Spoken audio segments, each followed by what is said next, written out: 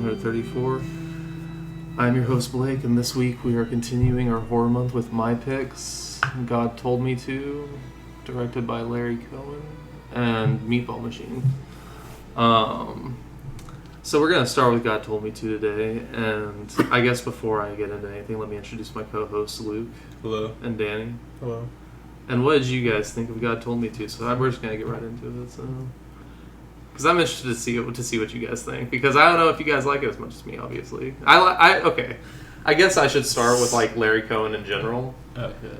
Because he is someone I kind of like. I haven't seen a shit ton of him, but the stuff I've seen has been really fun, especially in terms of like practical gore effects. So I do like a lot of that. Like the stuff is one of the ones I've seen from him that's honestly really fun. God Told Me To, I actually just really love though, because to me it's like an X-Files episode with a budget, and it's amazing. So, but what do you guys think of Larry Cohen in general? I guess if you'd seen anything else of him, and I hadn't even heard of him, to be honest. Okay. But this movie, I liked it. It's a really interesting movie. Has a lot of interesting moments. I would say it kind of just like why I don't love it is because it's more just like a taste thing where it's very much like a conspiracy movie that kind of just gets weird, more and more just out there and weird as it goes along. I feel like, and then there's cult stuff in it, and it's just it's kind of stuff that I'm not really crazy about. I think I was even telling you the week it kind of annoys me when horror movies when they chalk up all the intrigue to a cult. This one's not chalked up to a cult, though. It isn't, but there still is that cult element to it, which I'm but no, it's an interesting movie. I liked it, kind of, yeah. Kind of. But yeah, it's an interesting one to talk about, I guess, yeah. I mean, I also liked it too. Honestly, I really liked it, especially the build-up is really great. I don't know, I liked it. I honestly don't know what the movie's trying to say about God, really. I'm gonna have to think about it because, it's interesting where it's I think it has actual supernatural stuff in it. No, yeah. But then it has people abusing it almost No, yeah. which is fun. I don't know, it's an interesting movie. And I like kind of how slow it is. It takes its time. It does. It's a detective drama also at the end of the day, kind of. It's a police procedural, just a police procedural in supernatural, and the supernatural. Yeah. That's that actually. Well, but it's a police procedural, but the cop is he gets taken over too at the end. No, yeah, it's a descent into madness too, which you guys know I love shit like that. That's one of my favorite horror subgenres is just just descending into madness, and that's one reading that you could have in this. He ends up being, I think, Pete in this movie ends up being his conspiracy theories are correct, kind of, or you could just read it he's just also insane. It's honestly probably why I don't like it as much. The Ascent to Madness thing, I'm not crazy about. I feel I remember one. What's the Carpenter movie? In the Mouth of Madness? Y'all love that? Yes. And it's a very Descent to Madness type of movie, and I like it. Yeah. I'm not really crazy about that one either. But So except for Miss Flaney, then you like it. see, that's different. That's kind of different. It's very different. I mean, I feel I like was talking about especially for horror too. Yeah, for horror. No, this one. The one thing I didn't like though was the way it uses women. The women are just purely to give kind of emotional tension, I guess, for him. Yeah. Every scene. But it's gonna be worse in the next movie too. But no, I actually like this one. I need to watch some of his other movies. I like this visual style and stuff. The opening scene is great. Oh, Phantom of Liberty. Yes. Yeah. This is actually before Phantom of Liberty, though. 76. Yeah, 76. When did Phantom of Liberty come out? 77, I think, right? No. Oh, is that earlier? Might be 75. Actually, maybe it is 70s. Wait, when did Phantom of Liberty come out? Hold on. No, because that was one of the 74 first things or Okay, so I thought it was 74. I said 74, but I wasn't confident in that. Okay, so yeah. That's one of the first things I thought of during that scene. No, honestly, curious when you watch that. No, it's very similar how it's shot too. It's kind of quiet. You don't see where the bullets are coming from at first. And it's kind of a Boonwellian take on religion, kind of in general. Yes. Just how, people in power can abuse it, basically. And they also don't want you to think, like, religion is the cause of this shit in the world. Yeah. Whenever, in reality, it kind of is most of the time, so... Well, that's true. I mean, it does have a lot of interesting things on its mind that doesn't really, like, tell you what to think about it. And it doesn't... And it's not even, like, even most of the time consistent in its views on certain things, but I don't know. I still like it a lot. Because, like, the church shit just kind of goes away in favor of aliens at the end, which is fun for me because I like alien shit. So, but it's also bringing in like just more conspiracy theory stuff. But see, that's where I'm like, and alien being Jesus and shit like that. But see, that's where it kind of like it loses me. Where the religious criticisms are fine and everything, and like you're a genius because of it. No, I'm kidding. But then like when the replacement is like alien conspiracies. Like, I don't know, it like makes it seem dumber in a way, the criticisms. Because I'm like, a lot of it's like really subtle at the first half too. No, it is. Like it honestly leaves it like in the balance of like the idea of like people saying God told me to basically excuse anything they do, and that idea of like, but then like what if, like it just putting the idea of like what if it was God actually telling them, like I said. Like that scene where he's like talking to the guy that's like just killed his family. Yeah, it's like crazy scene. Yeah, it's a great scene. But then it's like that part of the movie is like that kind of like that's what I'm saying. The first half is like very slow. Like you still can't figure out like how to feel about whether or not like if these people are actually like possessed. When they're doing it. Like how much are they responsible? The idea is kind of similar to Night of the Hunter too. We talked about with the preacher, like when he's like driving, he's like Lord, like he's like basically misinterpreting the text. Basically, yeah. I forgot the exact quote. You know what I'm talking about? No, yeah, that's what this movie kind of feels like. That, yeah. Your book's full of killings. No, there are a few scenes definitely, especially with that guy that you're talking about, where he's basically using the Bible to justify his own actions because he's like, God's died for this before. Why are you taking this out on me? Like, why are you looking at me so weird? But I guess maybe you could say like the ending was like when it's so stupid with this guy like he's like the inverse of who Pete is or something, and he's like asking to get impregnated or whatever.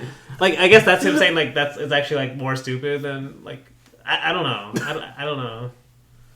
But I don't know. What do you think? Like that? I guess we'll talk about the ending when we get to it. No, yeah, we can talk about the ending when we get to it. No, I do love God. It just has like it's almost like a different movie at the end. Like everything goes crazy. I guess he's mad. Yeah. So you could say the ending doesn't happen really, or because he gets arrested for killing. No, yeah, he this does. Guy, right? Yeah. But maybe it didn't happen the way we see it or something. I mean, you don't know what he's being... I mean, I guess he is being arrested for that guy. Yeah. Because I was going to say he could say he got arrested for killing all the gang members or whatever, unsanctioned. But I'm pretty sure it's because... But no, the reporter asks. Yeah, the reporter asks him why he did it, so... Yeah, and they say it's like a 24-year-old blonde. Yeah. Because then it makes you think, like... Because what this guy did technically was good, right? He killed this blonde... This guy that was actually evil. But when he says God told me to, like that makes you put in question like the other people too. Like, were they actually doing something good? Like, well, no, he's God in his mind. Yes. Is that what the other people were doing too? What? The other people that also killed. No, I just think the ending is like he actually thinks he's God now. Okay. Because he is basically a god. Yeah. Essentially. He's like the other guy that everyone else I guess that is like God. the big reveal of the movie. Yeah. Is like he's actually like an alien kind of. He's one of them. Yeah, damn. There's actually a lot in this movie. A lot happens in this movie, yeah. Yeah, at that point, like, I kind of just stopped paying attention to the plot. I was like, I don't know what's going on. I mean... It's not too much, but... It's not hard. It's not super hard to follow, but... It is, like, especially when he's, like, in the meeting his mom and stuff. I'm, like, trying to figure out... Oh, it's like, okay. Yeah. Okay. We'll talk about it. Yeah, we'll talk about about it. it. Yeah, we can get into it right now because I mean, it does open with the mass murder, like just hard open to it, like right to. It's insane, honestly. Mm-hmm. And like Larry Cohen, I already said, is great with practical effects because we're gonna see a lot of them in this that are amazing. But the squib effects in this with everyone dying just with gunshots is also really good. But it's so tense, so insane that I just opened like it really is just a hard open into that. But after all this like shooting, it's probably like I want to say like 4 minutes of just like mayhem before we get introduced to Pete. I would say. Yeah, it's around 4 minutes. Yeah, like around 4 minutes of like mayhem, and then Pete, we just get like him essentially just climbing up the water tower immediately. Like we don't even really know who he is or anything like that.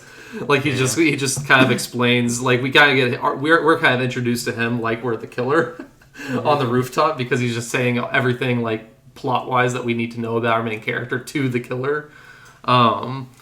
But I kind of just love this entire sequence because there's a lot of things that we've talked about before, like in Nashville and obviously in like Phantom of Liberty about just like mass shootings at this time. Like they weren't really a thing yet, or not like they are now, obviously.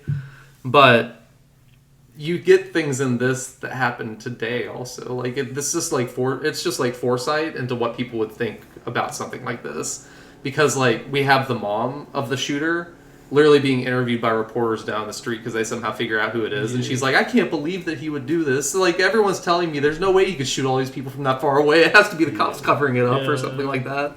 And then we just have a bunch of other people just, like, saying shit that we also just hear today. But then we have, like, the main draw of this scene is obviously Pete talking to the killer and asking him kind of, like, why he's doing it. But before he like even goes up there, he's trying to like explain who he is to the killer because he's like, you don't kill people who aren't strangers, essentially, which is not.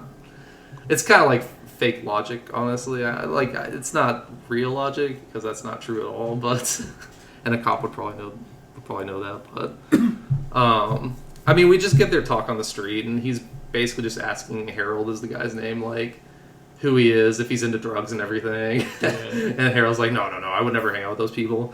And then he's just basically asking him, okay, well then why did you do this? And he's like, what, you promised not to tell him? Like, I can't promise that. But he's like, God told me to. And then he just like takes a swan dive off the water tower. Yeah. Which is fucking insane. Yeah. But it's like front flip, basically. Yeah, but then the shit kind of just starts, it kind of goes fast and furious. Like the movie kind of rolls really fast. Because we just get like scenes of that kind of exposition dumps periodically throughout this movie, with mostly like Daniel was kind of saying earlier with the girlfriends and the wives, like they're kind of just there to deliver plot. But because this first scene with his girlfriend and the the next morning after the water tower dive or whatever is basically just kind of like world building and plot development. Because we just get a bunch of like exposition of like why he's kind of like freaking out and shit like that about like what happened and his life and stuff like that before we like get like a scene with him and his estranged wife and stuff like that. Like we're just getting introduced to his personal life. To it's the personal life shit is kind of just weird. Well, it's gonna come back. It's gonna come back for the babies mostly. Like babies. Yeah, to show like why he's always kind of known that he's like this. Almost. Yes, yeah. Like how he's like kind of having a fake emotion, basically. Yeah, it's kind of weird. I don't know, because he's showing. You can say he's showing real emotion this entire movie, but he's always scared that he doesn't know who the real him is, kind of. Well, and it's implied because the wife also gives that story about how when she had a miscarriage, like, yeah, she always had a feeling he was just faking it. Yeah, he was really actually happy on the inside or whatever. But yeah, the movie still just keeps on happening kind of fast, where it's like, there's a lot of like going to church in this, where Pete will just go to church after random things happen. All the scenes are kind of fun. I don't know, especially that one like little Italy that we get to. That church is kind of cool, but this first one he just kind of just goes there before going to a hospital later. And now we're at the part of the movie where kind of like the actual detective procedural is starting, because he's just going around and asking these random people that are committing these random acts of violence like why they did it. Yeah. And so he's at this hospital now with the guy who randomly attacked a bunch of people at a supermarket, started stabbing them, killed a few people. and he's just asking him like, "Why'd you do it?" And the guy's like, "God told me to," and then he dies. And that's another thing. Like everyone that says like God told me to, they immediately die after they say that. But yeah.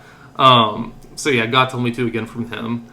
But now we're at like probably another major scene in this movie, which is the St. Patrick's Day parade or St. Patty's Day parade with the cops. The Dark Knight. Honestly, it's got that. No, it definitely has some vibes. It has some Dark Knight vibes anyway, because Pete has a scene in this where he's like, "Look at me!" You like literally like fucking Joker. But honestly, the way it's shot too, like there's something like if like when we hear that there's going to be a shooting at a parade, and then they cut to the parade, it's like it just makes it more tense. All of a sudden. You're like, where's especially we've already seen a shooting like from above. Yeah, where's it gonna come from? Yeah. And it's similar to the Dark Knight scene because it's one of the people who's marching in uniform. Yeah, it's one of the cops. The Joker dresses up as like one of the soldiers, right? Yeah. Am I remembering that correctly? No, yeah, you're remembering that correctly. Yeah, I mean, I like this parade shit. It starts with them getting a tip, actually, from a guy that we'll be seeing again kind of later. But just getting a tip for that there's going to be a killing today. He said, he actually, I wrote it down, he has willed it to be. 5 more will die along the path of the parade. And then he says, like, a cop will do it. And he'll kill, like, 5 people. And so Pete starts to raise the alarm. And to do this, he kind of calls he calls one of the patrolmen, or I think it's one of the detectives at the St. Patrick's Day parade, and it kind of just warns them that they got tipped that there's going to be a shooting and it's going to be one of their own. Before it cuts back to the police precinct with, like, I assume it's a superior officer, which is just like this little short guy, just basically like berating him, saying the Irish have waited all day for this. You're not going to ruin it for him. You got that. So, I don't know. That scene makes me laugh every fucking time. There's just a hard cut back to that, and then we just get the scenes of the actual parade, and which is fun, like Daniel was saying. And then before General Mayhem ensues, that's the shooting actually happens. And it's just more great shit, honestly. Like, more great, just practical split effects. Even though it takes forever for them to get the gun out of this guy's way too long. Way too long. It's like it's a lot, yeah. More than that, honestly. Hey, he has God on his side, Danny. I mean, that's what it's actually setting up, though. Yeah. All these people actually have been possessed, right? Yeah. But it's not by God, it's by, like, an alien creature. I mean, that's... Yeah. That's why I'm like, it really, like... The logic, the rules really... At least I don't understand what's going on in Well, that's... I mean... how are these things explained? The logic is just that the conspiracy that Jesus is an alien, basically. That's just the logic of the movie. Okay. And, because there's that boardroom and stuff, I guess we'll get to, where they're the ones that actually take the orders from God or something. Yeah. See, that stuff I'm still kind of confused about, because they're just like a... Because the guy that makes his calls in that room. Yeah, he's in that boardroom. Yeah. He's like... They're like a stock company. I'm pretty sure. I've watched it 3 times, and I'm still not exactly sure what they do in this movie. Like, what they're supposed to be there for. But... It's mainly for this guy, because it's like Yeah. This call he's not supposed to make, and then we learn later he was forgiven for that. Yeah. But they still accepted him again. Yeah. But yeah, I mean, after the cop kills those 5 people, Pete he's there again because he decided to run and everything. He decided to run down there after the call, but he asked the guy he doesn't even ask the guy why he did it. The cop that did it just says God told me to, and Pete just kind of overhears it. Then he gets like really paranoid, and he starts kind of like asking around town later, like, if anyone has seen these, like, the perpetrators of these crimes with anyone else beforehand, because he starts first asking the cop that was with his partner basically on the train, was he talking to anyone? And the cop originally says, like, no, he wasn't talking to anyone. And he was like, well, a young kid, probably around 20-ish, leaned over, shoulder-length blonde hair, leaned over and whispered something to him in his ear. But that was all he talked. That was the only thing he talked. That was the only person he talked to on the train, and so that at least gives Pete something to go on. So he starts going around asking more people. No, honestly, sorry, no, you're good. But honestly, the more I think about it, the more this movie reminds me of Kiss Me Deadly. It's like I haven't seen Kiss Me Deadly. Robert Aldrich. He's like an old Hollywood director, and it's honestly more similar the more I think about it, because it's literally about this like detective guy who's like, there's this conspiracy, but he's like going around asking everyone, but he's like, the movie's kind of making fun of him because like because the way he's like trying to get this information, and even the ending is kind of like almost like it is kind of like almost like a kind of like a similar type of idea where it's like it almost just evolves into like madness in a way. Although I think maybe this movie handles it better than that. But I might need to rewatch this one because especially with that in mind now. But that one's really interesting because it's almost like cause a lot of like the conspiracy you could say is like more about like the Cold War and like honestly like the kind of paranoia from that. The Red Scare. Yeah. I just thought of that. Kiss Me Deadly. It's like I need to watch Kiss Me Deadly. I haven't seen a lot. You would love it. You would love it, like for sure. Aldrich. Danny, I don't know. Maybe. Yeah, I don't know. You haven't seen any Aldrich? I don't know. If I need to watch more of them, but like yeah, damn. Now I think about it, it's actually kind of similar to that.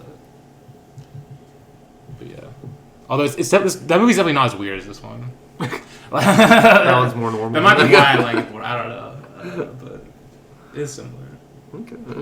I mean, this one does have a lot in common with just like the police procedural detective stories, because that's the genre it's trying to be in, like this hard-boiled kind of detective almost. But yeah. So after that cop that he talks to, he kind of goes around asking other people. He asks like, I think it was the store manager at the supermarket that the stabbings happened. If he saw the guy talking to anyone. He also says the same thing, like, yeah, he was talking to, like, this hippie guy that had, like, shoulder-length, long blonde hair. Because apparently they don't see a lot of them around in Manhattan or wherever they are in 1976. So, but they ask I think he also asked the guy that let the guy up to the water tower also. And he was like, yeah, he was talking to a hippie. And then he ends up going to that killer's mom and asking her if her son basically had told her about anyone that he had been talking to, or if she had noticed anyone. And she said, like, yeah, I actually noticed this kid with shoulder-length blonde hair. His name was Bernard Phillips. That was his name, Bernard Phillips. And yeah, she's very happy that she was of help to be able to give him a name of something. But we're back at the precinct now. This movie's still moving really fast because we got a name, and then we just get a bunch of, not even like exposition, it's just a bunch of quick scenes of the cops being cops, like just kind of hanging out, talking about how like this guy doesn't exist, basically. Like he's never been to school, never been to church. As far as they know, that he doesn't have a family. like they just have literally this name and nothing else in the birth record. I think eventually, like we'll get to there, but or yeah, they have a birth record because the next scene is in Little Italy, where Pete is going to find and actually talk to this Bernard Phillips' mother. And this scene, I honestly, every time I watch it, I just think it's Psycho, obviously. It's a Psycho homage. Whenever he's like walking up the stairs to visit the mom. Okay, yeah. And then she walks out and it's like, okay, yeah, true. It literally even has the guy fall like Pete just kind of like falling back like in Psycho, like it happens in Psycho. But yeah, she tries to kill him. Doesn't work. He gets really mad. It's basically just like yells like, say it. And she says she's trying to say God told me to, but she can't. And she dies. But and then we just get another quick shot of like Pete just basically at church, kneeling down and altar lily before going to the morgue. And at the morgue, Pete gets another little like clue of this conspiracy that keeps getting deeper. That the Mrs. Phillips that he was after is not Mrs. at all. She was a Miss, and she had never had sex. She was a virgin still, whenever she died. And so this basically just it's leading Pete to even more of the deep end. Like he's going off the deep end at this point because he's just like typing on his typewriter like virgin birth ? I guess. And then he goes to visit the doctor that delivered the baby. And I love all this shit. Like this is the type of shit I just love because. No, that makes sense. Have you guys seen X-Files at all? No. I do understand like the vibe. No, yeah, it's the same vibe as this, obviously. Okay. So I mean, I just love this shit. But he's basically just asking this doctor and shit like or actually is the doctor after? No, it's not now. Okay, good. But I couldn't remember if it was after he talked. I think he said the doctor says she had a C-section but never had sex. No, yeah, he does. He basically just tells him. she had that C-section. He couldn't determine if it was a male or a female at birth, and so whenever the mom just started referring to him as a boy, he just went along with it, and he doesn't know where the kid is now, basically. Very quick scene because I didn't even write that scene down. I'm glad I remembered it because the next scene I have in my notes is the scene of Pete talking to another murderer, which is the dad that killed his entire family. This is my favorite one. It's a great scene, man. This guy's face is so like honestly, it looks annoying too. Like No, yeah. like if I was at a doctor, like it's like plastic surgery type. Yeah, but it's like eyes too. Like no eyes. But then you kind of feel bad for him too because he really seems like he has no idea. Like he seems possessed. Yeah, exactly. Possessed by the Holy Spirit. Yes. No, it's a very dark retelling of this murder because it's not like he doesn't show you anything. Like Larry Cohen decides not to show you. I don't think he shows you most of the killings. I think like most of them you don't see except for the opening shooting. But even those are really undersold too. Like, yeah, and that's why it's like Phantom Liberty vibes. Yeah, they kind of just fall down. Yeah. In a way. Well, there is some blood though. There's some blood. There's blood. But still. But yeah, this one is just him retelling how he did it because obviously Pete asks him how why he's kind of leading him on. He's kind of leading him on like a detective would, like basically getting him to confess. But it's not taking much to get this guy to confess because he just wants to tell anyway. Because he's like, how did it start? Did it start with like your wife? Like, what did your kids do whenever you killed her? He's like, no, it actually started with Jerry. He's like, who was Jerry? Your son? And he was like, oh yeah. And so it's like really dark because he's just like he shot his son first, and then his wife ran away, started like running away screaming. He shot her in the back. His daughter ran to the bathroom, which is the only room in the house with a lock on it. Locked the door, and then he tricks her out by saying that he was just playing a game with him, and he'd show her how to do it too. He'd show her the trick if she opened up the door.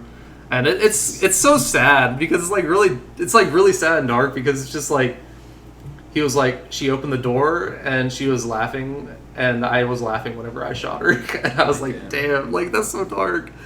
And then he just kind of starts explaining his like reasoning for it, obviously, which is just like God told him to. Like he had never heard the voice of God before at this point, basically, because he's just like saying things like God's done so much for me or so much for us. It's just like why would I not do this for him? And then he ends with like, or he doesn't end, but he ends like a certain sentence with like, my family's with him now, and they must be very happy. So he's like even like bought into this lie that he did like what he did to his family is a good thing because they're with him now. So, but this is also kind of what I think Dan was mentioning earlier, where it's, or maybe it was you, Luke. You were mentioning Robert Mitchum with and Night of the Hunter and the misunderstanding of scripture, basically, because this guy is basically just saying like, you're looking at me weird for killing my family like this, but this is something God's always asked for in the Bible. I mean, and so it's not bigger than life, kind of like talks about that. Yeah, the exact quote is, "Sacrifices to your God are nothing new. Why are you looking at me as if I were the first? Life doesn't matter, not on this earth anyway." Yeah. But it's definitely like a religious kind of ideal, you know, this is not the last life, you know. So then you can justify killing that way too, by that kind of logic. Yeah. You can justify it by saying you're helping them to be happy. Yeah. You know? Stuff like that. That's basically what he says. Yeah. There's another quote that I have written down where he was like, "You think God asks too much of me? You don't love You don't love God the way I do." Yeah. I was just like, damn. But yeah, after all of this, Pete loses his shit on this guy and just starts beating him up, which kind of causes his other cops to first off kind of be worried about him and his decaying mental state, you would say. But then you also kind of get that cop saying, like, you know what's going to happen with this guy? He's going to go into a house for 5 years, and he's going to be back on the streets and he's going to be back out on the streets, and it's just going to be happening again, and shit like that. But more propaganda. But no. But then we have the scene of Pete talking with his mentor figure about the case, and I kind of love this fat guy, like this old fat guy. Like he's got a face on him. Like, I love his whole.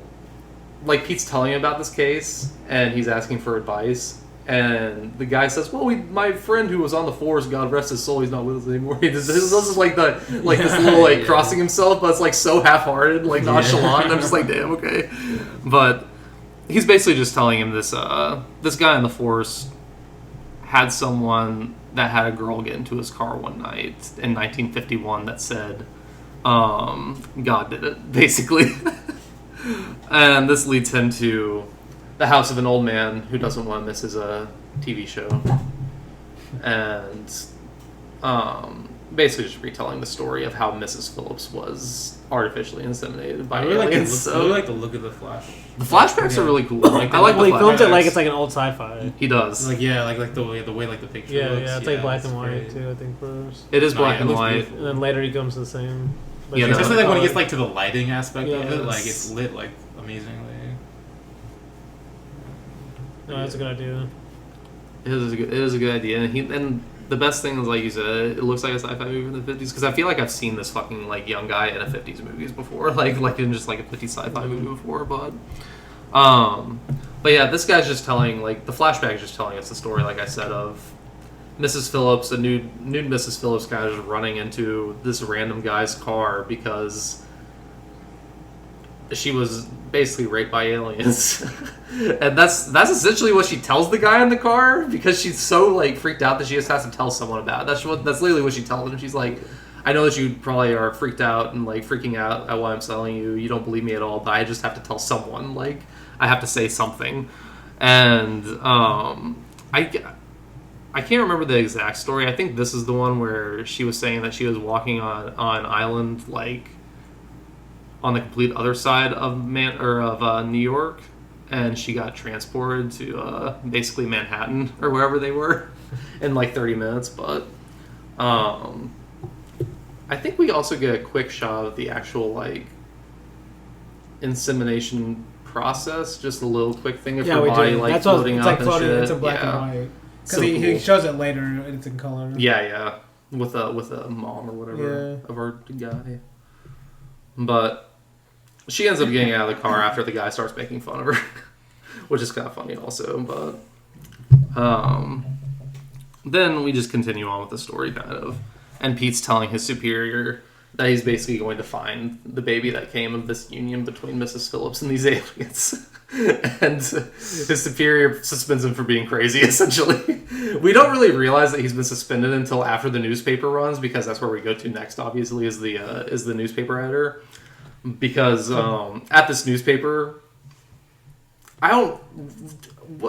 which guy is this? Like, did they say what section of the newspaper he works in? Because we know he's not in religion or anything. I don't remember where I like his hat. Oh, he's got a great hat. He's another like great face too. Like, but Like his mustache. He's interested in unexplained murders. That's what they say. yeah, something like that, or just like maybe it's just like the unexplained. Like he's just like that type of guy at the newspaper, and so he's just going there. The guy's like, "Why are you telling me about this?" and stuff like that. Like you should just go to like the religion section or whatever if you're thinking like, "Oh, this is religion based motive for all these killings." And he's like, no one else will publish it, essentially. And so he came to him basically because this guy published a thing about God being an ancient alien, which that's kind of what this entire movie is that a conspiracy theory for that. See, that's what I'm saying. Like, how can you have a movie about criticism of religion and like how people are like, oh, they use God told me to. I was like, justified to killing and stuff. And then like that's like the explained part of the movie. What? Or like God's actually like an ancient alien.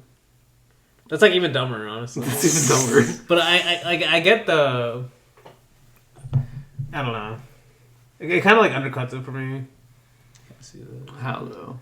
It's like that's as dumb as someone just saying God told me to, almost in a way. That's the same thing. That's what they're saying though. Okay. So like, but to me, like, doesn't that undercut the criticism? Then like, when someone says in real life, you kind of see them as stupid. What? If someone like kills their family, like, oh, God told me to. Well, I would definitely see them as stupid. But in this movie, they're kind of justified. Well, how? If it's actually real, that's what I'm saying. Like, if they're actually being possessed by an ancient alien god. By an ancient alien god. Yeah. I think that's the whole thing. It's like it's just kind of making. But that justifies them. It doesn't really justify them. If they're actually being possessed, it's making fun of just like religion in general. But how? They're saying they're actually being believing in a possessed. god at all. Yeah, but that's what I thought the first half was kind of making you think about that. But then it's like they actually were being possessed, though, right? Yeah. So that kind of proves religion. Like that would make you think like the religion is true. Like if they're actually being possessed. That's more of the descent into madness in this movie. Of him, yeah, his. Yeah.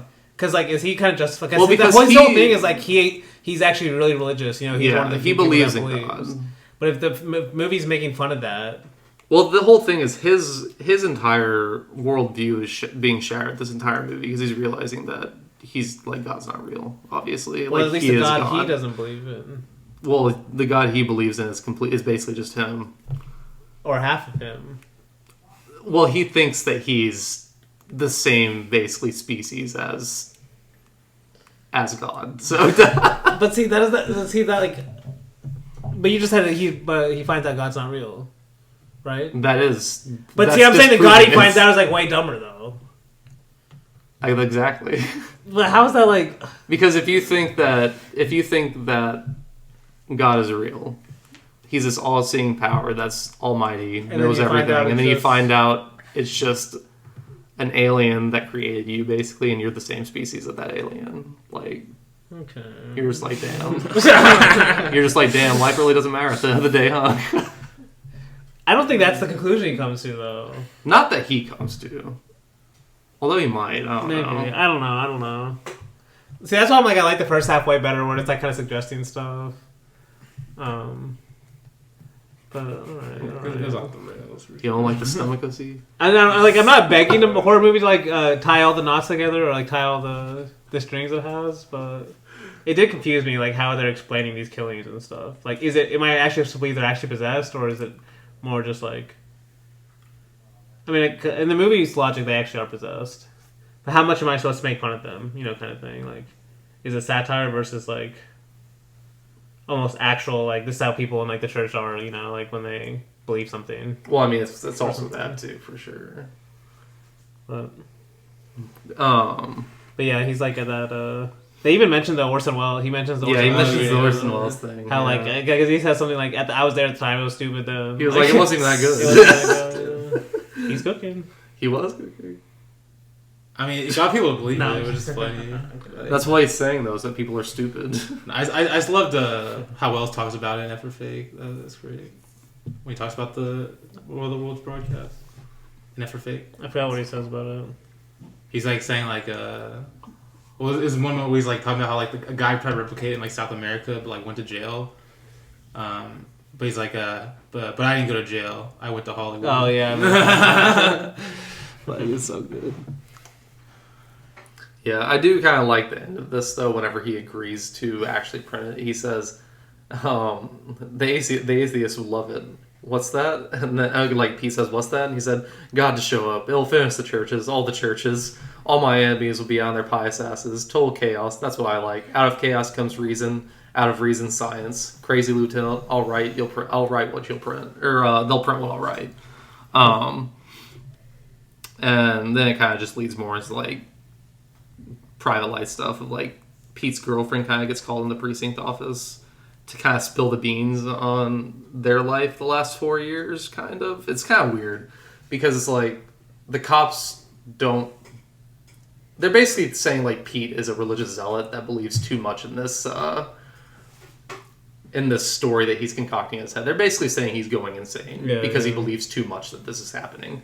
And she has a line saying like religion can like be the death of a man or something like that, or it can be like the cause of him going insane, but you'll see to that like to the cops before she leaves. So that's what I'm saying. She's still on his side. No, she is. Why? She's his girlfriend. But like we also like have seen this guy. He goes to visit his ex-wife all the time. Yeah, Because like and I think he's hiding that. they're not divorced yet, Yeah. and he's hiding it from the girlfriend. Yeah. But he's still going to see her.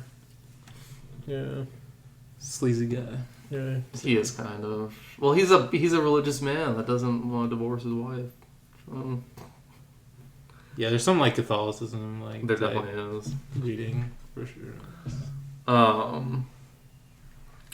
But yeah, we just get a lot of shots after this of chaos in the streets because after the paper was published, it's just kind of rampant killings happening now and people blaming it on God because obviously that would happen if something like this was actually confirmed like by the cops that there was a religious motive kind of like this. You could definitely see people just killing for no reason. Because then we get a scene kind of directly mentioning that with this kind of corrupt cop getting killed by one of the gang leaders in Harlem because he keeps on arresting people, and the gang leader literally says like, I've been looking for a reason to get rid of you, and now with all this God bullshit, I have like a perfect person to pin everything on.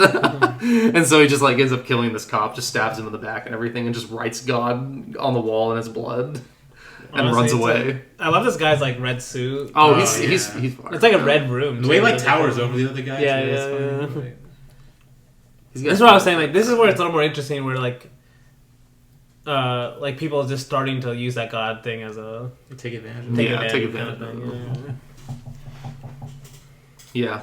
But then it kind of continues with this little thing because the cop Pete's superior calls Pete, telling him about this murder, and then Pete's like, it's not the same as the other ones, and the guy kind of is like making fun of, so like one time it's God and this time it's not, like make up your mind, bitch, basically is what he's saying. He's like, but Pete's just kind of explaining like it's not the same, like no one leaves their victim or like their victims whenever they actually kill them for the other one, which actually like that, would be a good point. No, it is a good point. 100% good point, but the cops don't want to deal with it. And he even tells him, he's like, go looking at Harlem for the gang members. It's probably just some of them that killed him because they got tired of his bullshit. Because the superior officer was like he was like, watch how you speak about a dead brother. And he's like you know he was playing both sides of the streets. But then we get quick scene of a man who's been calling the cops. That man who's been calling the cops to warn them. And this is the scene that we were kind of talking about earlier with just this boardroom. Kind of another kind of like exposition scene, but kind of exposition for stuff that we don't really know what. Like, I still don't know what this exposition is. Like, I don't know what they're telling me in this scene half the time. It's like they're just in bed with this Messiah figure basically to make money in the stock market. That's what I get out of it. I'm pretty sure. I think that's what their company does. Like hedge fund manager? I think that's what they are. Yeah. But it's implied they have like this, like God is an inside source or something. No, yeah, like that's basically what it is. He's like that's who they talk to, or he talks to them or something. Well, it's like if they know when these killings are going to happen, it would cause a killing, like a literal killing in the hedge fund market for sure, because you could be able to like you know how the market would react in advance for sure, but because like complaining to this guy that like, why is God only using violence? Yeah. Why can't he use like miracles or curing people? He has a good quote about why not to. Too. Yeah. The quote is like, I have it. The only way the Lord is successfully disciplined us is through fear. Cure a man and you press a few people that already believe anyway.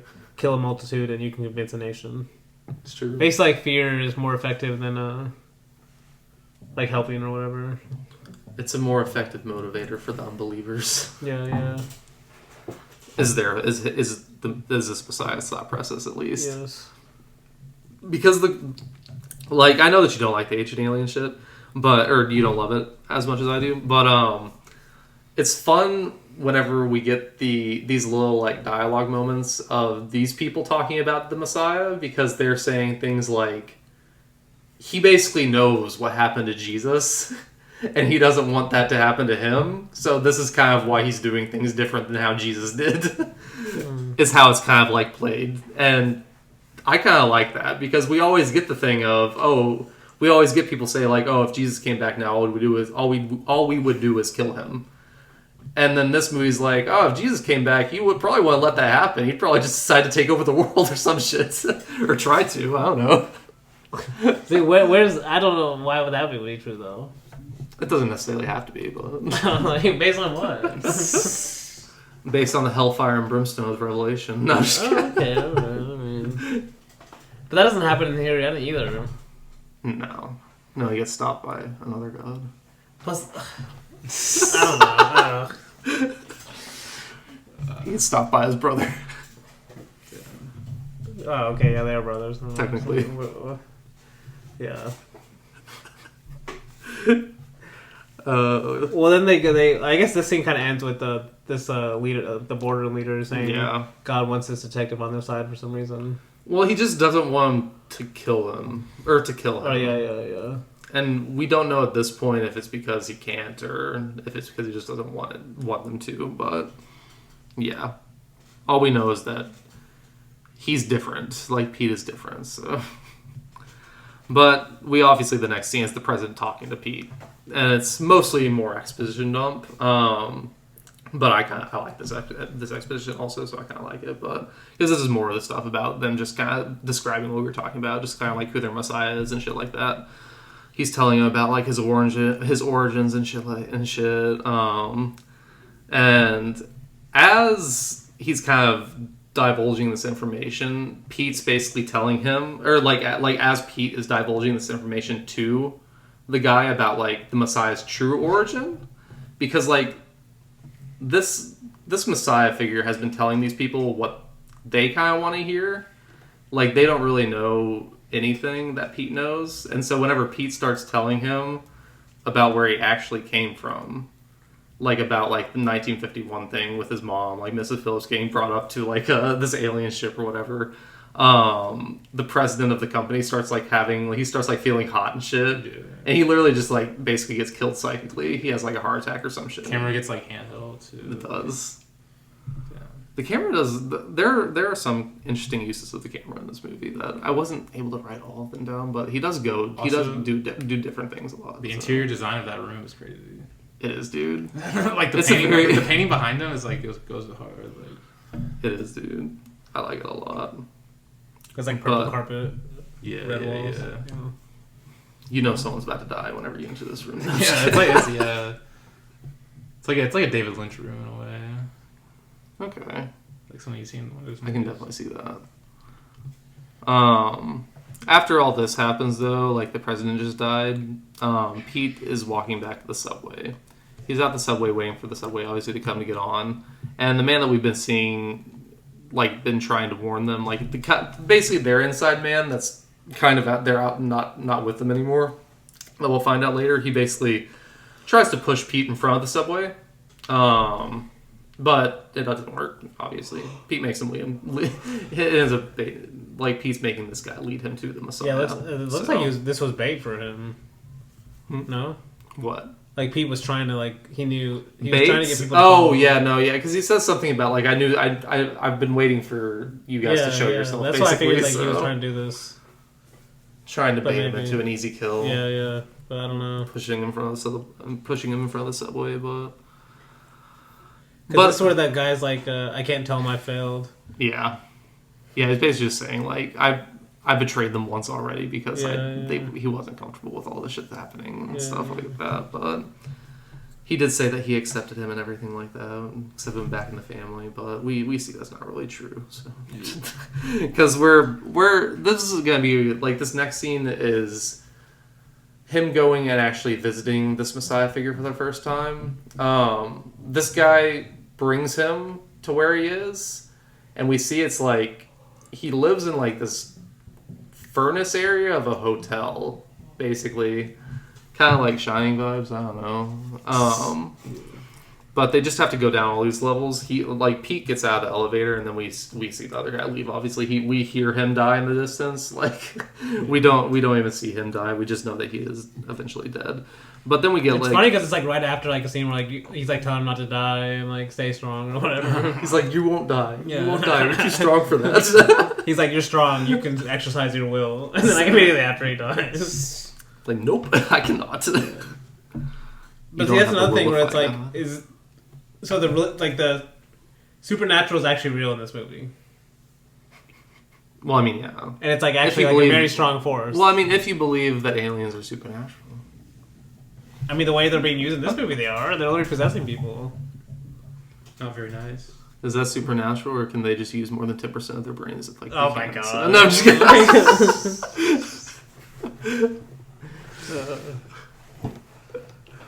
But okay, and we're still. The universe has no explanations, Danny. But see, that's where I was like, it's actually better if like the movie tries to explain too much at the end here. You could say. How? That's where like it feels a little like crazy. I feel like it doesn't explain really anything still. Okay. I mean, yeah, I still am confused by the end. It just kind of confirms that they're aliens. That's all it really confirms. Everything after that. Or they're brothers like, too. Yeah. Well, like. I mean, it's confirming. It's Same like, species. explaining some stuff.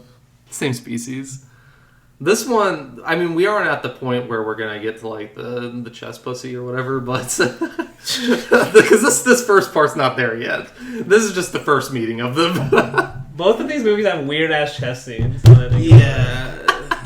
It's like, but like, as soon as the scenes come out, I'm like, yeah, this is a Blake pick for sure. That's like my first thought. Like, I know Blake's salivating. Meatball Machine has the worst one, but we'll go. Yeah. I can't wait to get the Meatball Machine. Honestly, this is like it's some of the worst. Like this is where you can tell it's a low budget movie where he's like falling through the furnace or something when he's getting out. See, I don't know if that's just all in his head. Like if he just like fell, like if. But the shots are so bad too. Like. I mean, it's definitely a low budget movie too. I like this. I like no, the most look of the designs. I like the when look he's of the actually set, sees the though. guy first. Oh, it's so good. And they're just like it's pretty simple, but it's just like really. It's bright. just golden. Yeah, like it's just really golden golden glow. bright. Yeah, it's pretty cool, but no, just like when he starts falling and stuff, and then somehow he just like gets out. He just runs out because he's like, God. Yeah, I guess. No.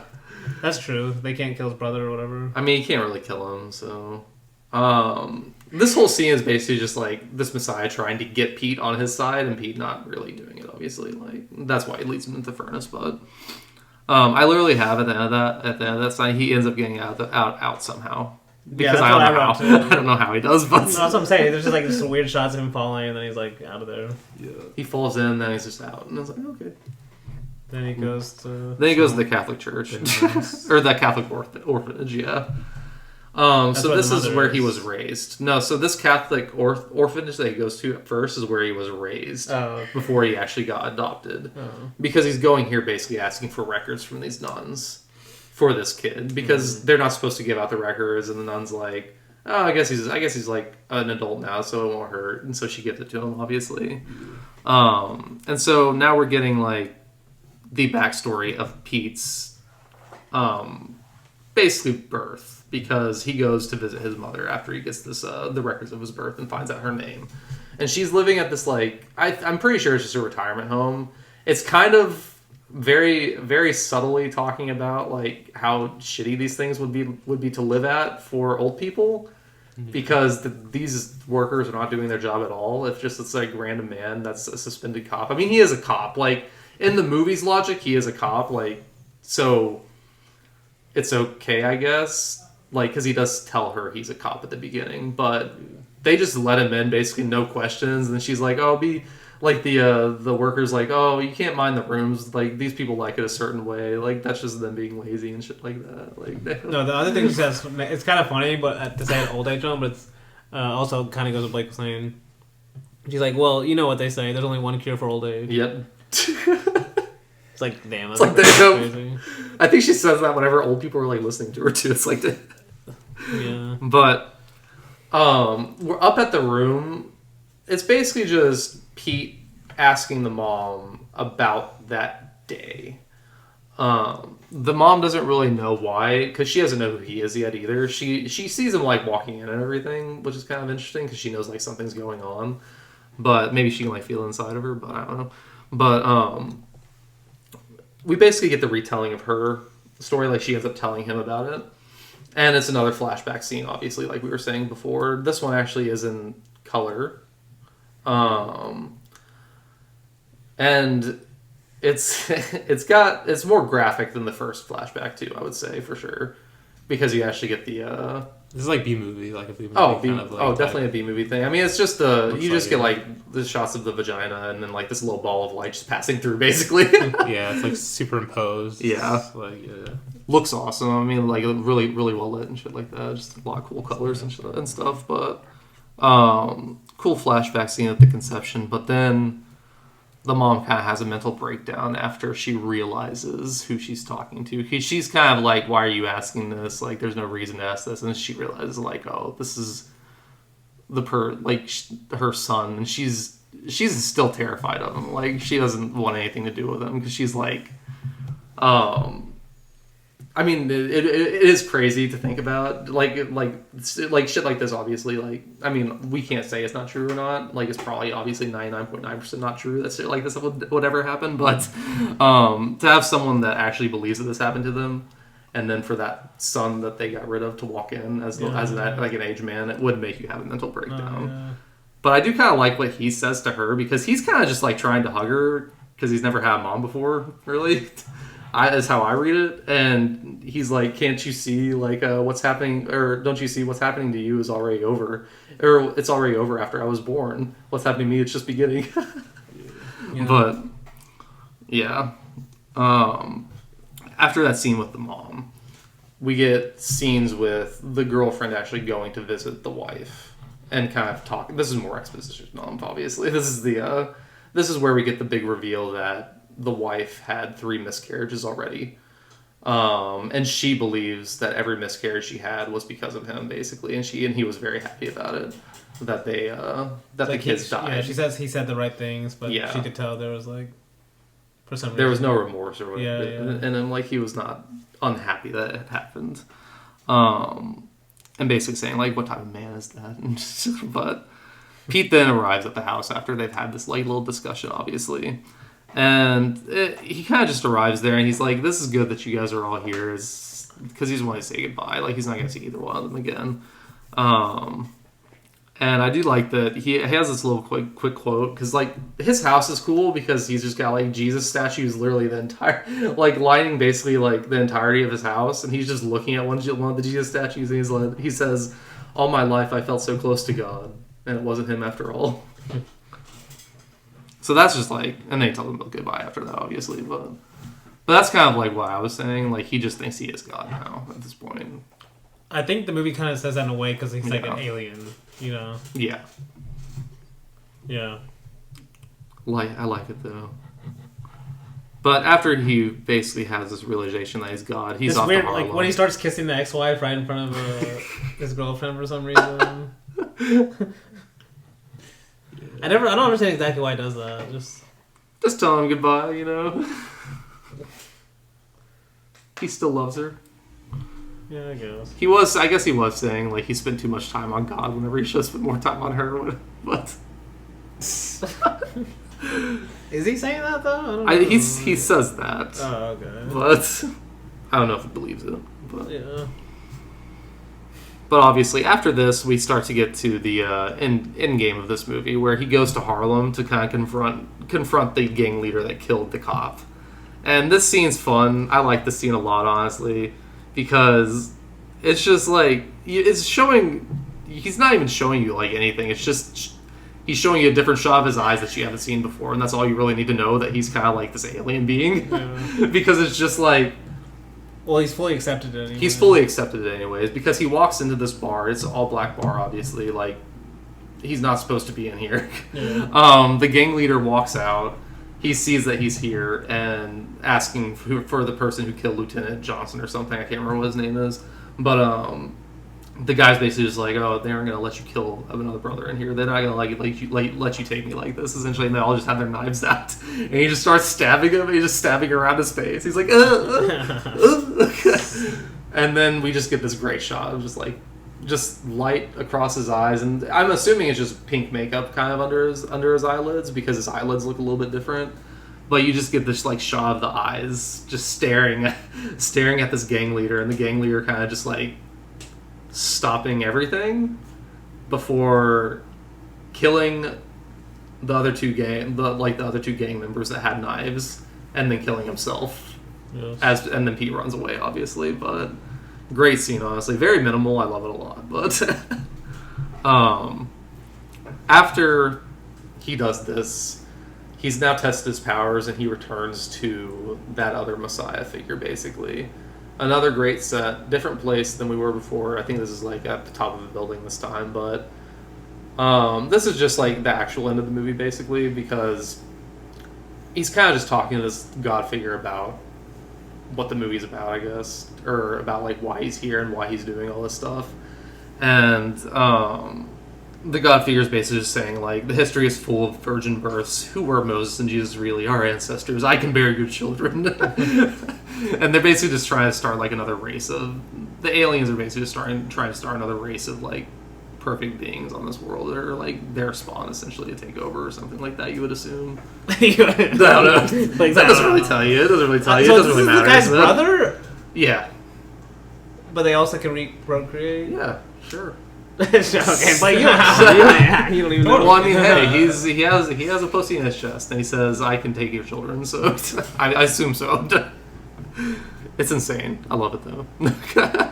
Yeah. Because I love like whenever he's telling him this, he's like slowly lifting his shirts. He's like, "We could create a new species," and then like Peach just over here going like, "No, no." And then he basically he kind of gets seduced a little bit. He gets a little bit closer before like Pulls out a gun or something. he doesn't pull out a gun. It's more so like he sees that eye, and then like the eye changes from like the black and white to like that pinkish color. I don't know. And then he like just kind of slaps the Messiah, and the Messiah figure like he's never felt pain before, and so he just kills him. I don't know. It's funny. It's funny to me. But Plus, this guy's been like possessing everyone this whole time. Why can't he stop this guy? because he's different. Because he's glowing, bro. Because he's glowing, brother. No, I mean the guy that's glowing. Why can't he stop? Oh. He can't stop Pete because they're the same. Because he's not glowing. But he doesn't even put up a fight. Like He does eventually. He makes the building come down around him. Stops him from killing him, I guess. and kills himself. Yeah. Brings the building down around him. But yeah, that I don't know. Yeah, solves the that's mystery, I guess. that solves that mystery. Yeah, we get the ending of the movie where Pete's walking into the court. I do like this ending, honestly. I still do like it. But Pete's walking into the courthouse. He's stopped by reporters who are basically just asking him like why he killed this man last night, and did he know? Like, was he aware that he was going to do this and everything? He's like, yeah. He's like, who told you to do it? He's like, God told me to. And the guy said, what? He's like, God told me to. And then he looks directly in the camera, and the credits roll. It's a creepy ass look in the camera too. Yeah, freeze frame. So the name of the movie. Said the name of the movie. They say the name of the movie a lot. Yeah, because that's like the statement, you know. Honestly, that'd be a good drinking game. Just say take a drink. Take a shot every time they say God told me Yeah. to. That would be a lot of shots. They do say quite a bit in this movie. Hey, I love this movie still. You guys didn't like it as much as I did. I liked okay, it. so. I don't like it, but I like- liked it. Kind of like. Like I would say, like the first halfway more. Yeah, but that was God Told Me To, and we are going to take a quick break and be back with Meatball Machine.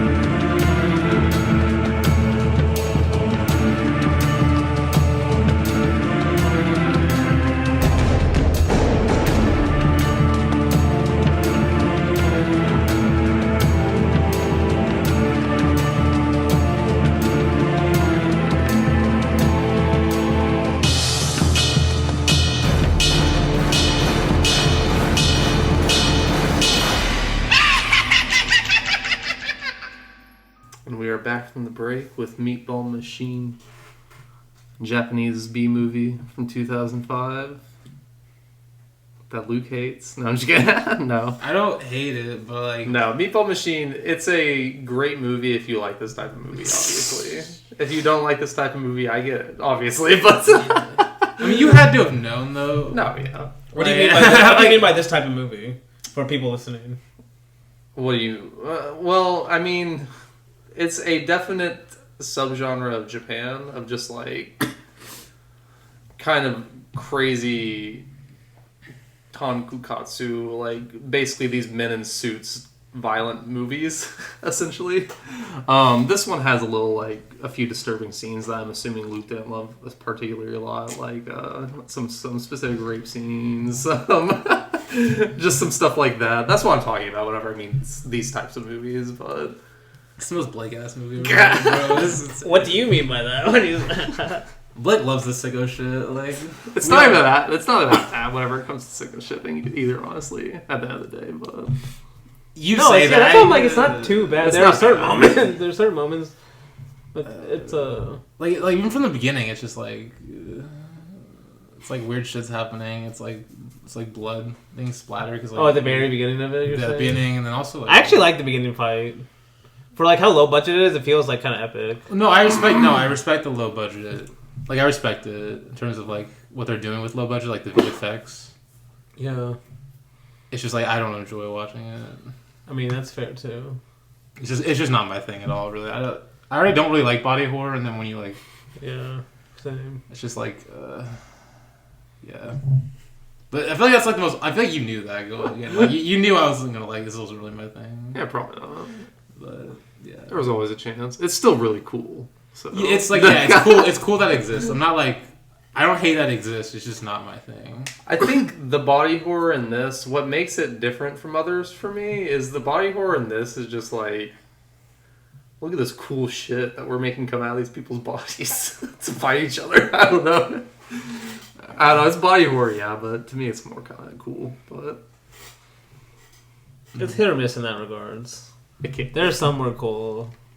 Like to me, like the most annoying part is just like the emotion. Every attempt at emotional tie is just so bad. That's like the most awful stuff you could ever see. Yeah, so you don't like it? It's a love story. Well, I mean, I really appreciate the visual effects and practical effects combination like it's doing. Mostly practical, I guess. No, yeah, it's mostly practical. No, Still, yeah. there's a decent It's amount a of feat visual in too. that sense. But I don't know. And I kind of like the weird like story of the hunter actually kind of being evil too. Yeah, I call him the mad scientist. I don't know. Oh, mad scientist. Yeah, the hunter's probably, that's a good word for him too, though. Because like you see him at the beginning and you think Yeah. he's probably gonna be good or something, but he has like his own. Like, He's definitely set up to be a good character. Yeah. So I was like, okay, that's like maybe not just like the worst script ever, but this like literally this one scene of him meeting this girl in that room and them kissing and stuff, which ends up leading to her getting possessed like right away. First of all, like she should be blaming him more than anything else. Like this guy just left an alien in his room, but then like how many times does it flash back to that scene? It's like Not that often. it does. I have it in my Back notes. to it that often. It's like The fact that twice. it's more than 0 is a problem. As some like emotional tie, like oh my god, remember this kiss they had before everything. Like, One of them's a nightmare scene, though. I wish I liked that nightmare scene a lot, actually. but it's like this is like the emotional tie of the movie. Like no other character could ever like even have be in love like this. But other than that, you know, it's alright. You got to know I was going to complain about that. About the love story, yes. And it's just not the love story, just like how it's so bad. Like the flashbacks. We'll talk about how the flashbacks are used. It's just so bad. It's a classic example. It's a classic example. Of like it'll show. It's like the one emotional scene in the movie, but then it's like so obvious it had to be in there just because of the like it has to have some emotional tie. Yeah, the producer came to them and said, "Hey, you can't just have two people mauling each Yeah, other for an exactly, entire yeah. movie. You have to have some type of Even though story." I do like their fight of like, yeah, I like their fight though. Yeah. Yeah. No, so I definitely like the movie, at least parts of it. And then honestly, it was like getting too much fighting at the end. But then the very end kind of got me again. It got me hooked. The very end of the movie. Very end? Yes, the very end. I love it. I'm like, honestly, it would have been cool if we had more of that stuff. But What, the parasites? the aliens. Yeah. Yeah, the parasites. Oh, yeah, the parasites. I mean, they're both. Okay. Technically, but... No, that was cool. But no. I don't hate it like Luke does, obviously. I don't hate it. A no heart rating on I Letterboxd. just haven't decided on the rating yet. Like hate and dislike, it's different. Like they're different levels. Alright. Yeah.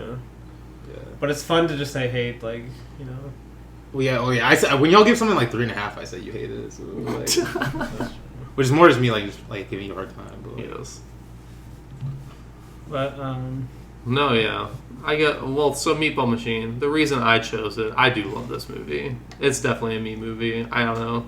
I can see where you're coming from, definitely where the love story is definitely bad, because it is bad. I'm not disagreeing with that. It's so stupid that the entire movie kind of hangs on this emotional, like, oh, I looked at you and gazed at you and longed for you, and you did the same thing for me, so that's so we're meant to be. But it works for the movie in general, because this is a dumbass movie. Like, it's a big, dumb, fucking, like, alien parasite Rock'em Sock'em Robots movie. Like, like, it's really just made for the alien fights, which is, if they had to include a bullshit love story that they kind of, I feel like, know is bullshit too, I don't know. I kind of like it.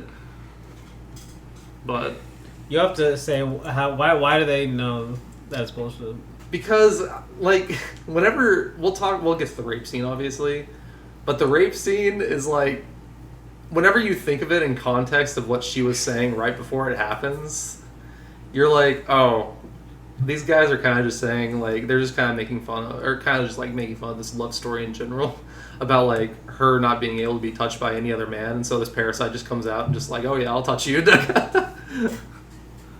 Take control of you. No, but no, but we'll get there, obviously. But I do just love this movie. I love how insane it is. But we can go ahead and get into it, because the first thing we see is a man about to commit suicide before something attacks him. Don't know what it is just yet. We just see those little. We get a POV shot, like just the POV shot of the alien or the parasite. Yeah. No, we get the little tentacle thing just kind of shooting off in the distance that we'll see obviously later on in the movie.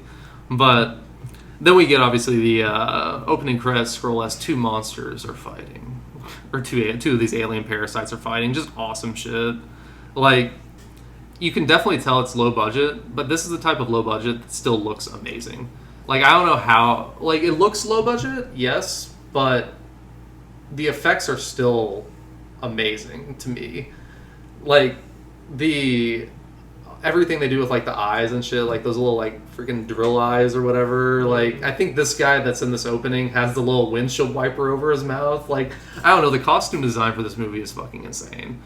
Everything looks awesome. The blood and gore is awesome to me, but yeah, they're just having basically this fist fight in the street. Good, gory fun. Right before that, you call him the hunter, I'm going to call him the mad scientist. Because we see him there with his daughter, just kind of watching this. And that's kind of how the credit scroll kind of ends. Is they're just kind of watching this fight as it ends. But actually, he might kill that monster. I can't remember if he kills that one, then and then he kind of just brings over the little orb, because we'll see that orb obviously this entire movie too. But after that quick little opening, I think it's like probably 5 minutes, we get our intro to our main character. I think his name's Yoji. He's just working at a factory. It's kind of crazy whenever you think about this movie as like a world, because you're like there are these alien parasites kind of running around just attacking each other and fighting each other, and people are still going to work apparently. That's another thing about this movie. There is no world. No, there's no world. What's literally happening? Because I was thinking about like how long that fight at the end happens, and no one else comes. Like, no one at all. But no, that is true. It's funny. I like it. But yeah, this is just kind of our intro to him, and he's kind of staring at the girl. And this is the emotional core that Danny's talking about in the movie. You know, like staring across, longing for this girl. Immediately cuts to a shot of him jacking off at home. Right before his friend walks in asking for money. His neighbor. Is it his neighbor? Yeah, okay, I didn't know if it was his neighbor or his friend, but just some random dude just walks into his house and is like, hey, what are you doing? I need 10,000 yen, but... this kind of leads them to... Or actually, this doesn't lead them to anywhere, because it cuts to a completely different scene of a scene on a beach, where there's just this child walking. Any movie that has a child dying in like the first 10 minutes, I'm like, yeah, let's go. No holds barred. Honestly, this movie has like 2 children dying in the first 15 minutes, which is just, it's hilarious, honestly. But this one's kind of crazy, because this kid gets attacked by the parasite. We don't see the kid actually get attacked, thankfully. That would probably push a lot of people over the edge. But he definitely gets attacked. It kind of like cuts to just this blood spatter on a wall as we see a little figure walking in the distance, and then it cuts to a shot of the kid actually with all this like the alien on his like chest, he's all made up and all this like makeup looks awesome. Right before a man runs over him with his van. Brutal scene, amazing scene, honestly. Great gore again. Good enough to make the actor throw up. No, I'm just kidding. But right before obviously that guy gets attacked by the monster too.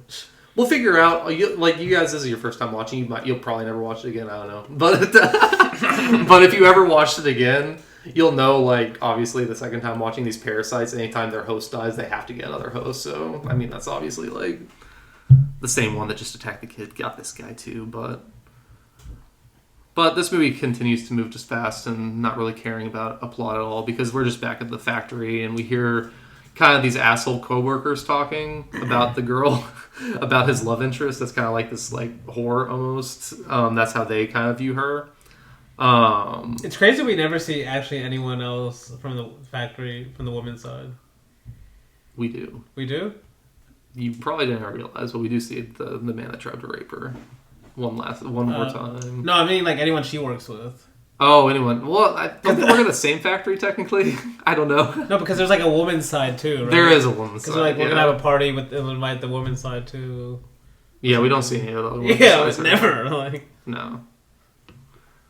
Damn. I was thinking about that. It's a world of two in this movie. Him and her. Well, and these evil guys. And that one guy mostly, but yeah. We don't really.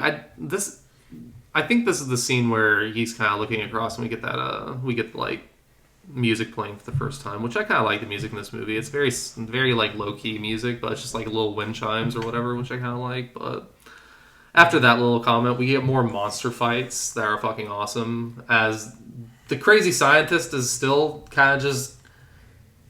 So this is another thing that you guys probably won't ever watch again, obviously. But like, if you've watched this more than once, you're watching this and you're like, I don't know if these two parasites that this guy is watching are two that he created, because this guy's creating them. Like he's breeding these like parasites. Like they're a different mutation. They're a completely different breed of parasites, and he's just making them fight so he can get food for his daughter. At this point of the movie, you don't know that. So you're just like, this guy's fucking Batman. He's just like stalking the city, looking for these things, trying to help out.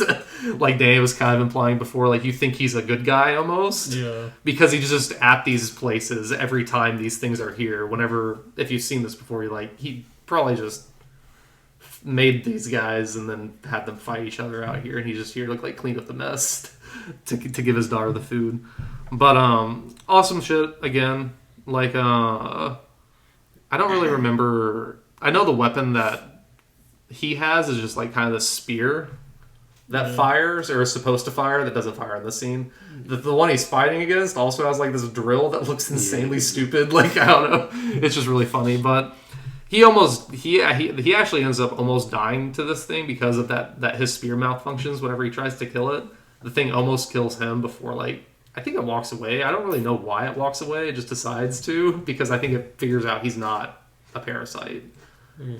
Because these things will kill normal humans, but they're really after the parasites, because we also don't know this yet, but we've seen it already, that they kind of eat each other. Yeah, they feel like, we don't know why they do that yet, but we just know that they're kind of killing each other to eat each other, so.